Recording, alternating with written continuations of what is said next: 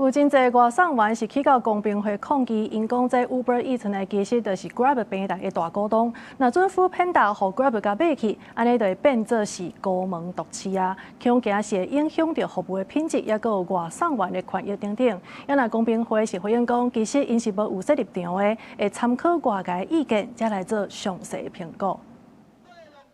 反對壟斷，反對併購。外送員團體來到公平交易委員會外口抗議外送平台 Grab 要併購 Foodpanda 案件。外送員團體指出 ，Uber 就是 Grab 的大股東，有13%的股份。那 Foodpanda 去和 Grab 買去，規個市場就變做 Uber 甲 Grab 高門獨市。而且外送員團體嘛強調 ，Grab 佇咧中國設研發中心使用華為的花瓣地圖，資料閣會 copy 去新加坡，有嚴重的國安甲治安的疑慮。他跟中國的華為地圖有圖資交換協議，又跟阿里雲有儲存的協議，甚至它的 AI 中心是設在北京以及深圳，這些聯合都是拔不掉的，完全拔不掉的。你們現在給台灣的不就只剩下一句話，請相信我們會競爭。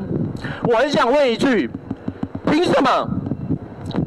如果沒有具體的機制，為什麼要我們相信你們會充分競爭？外送員團體認為，獨佔市場恐驚會造成服務品質甲優惠變歹，惡影響店家收錢，甚至侵犯外送員的勞動權益。經濟利益是大過競爭的利益，也叫公平會禁止併購案。安尼學者是指出，外送平台掌握民眾徛街的位置、定期的所在，也有逐工活動的時間，閣有外送員登記累積的路線資料等等。公平會嘛應當審查 Grab 的資訊安全，甲數位治理維護治安。所謂的資料韌性，基本上就是要資料備份，也就是資料會重新的拷貝一份。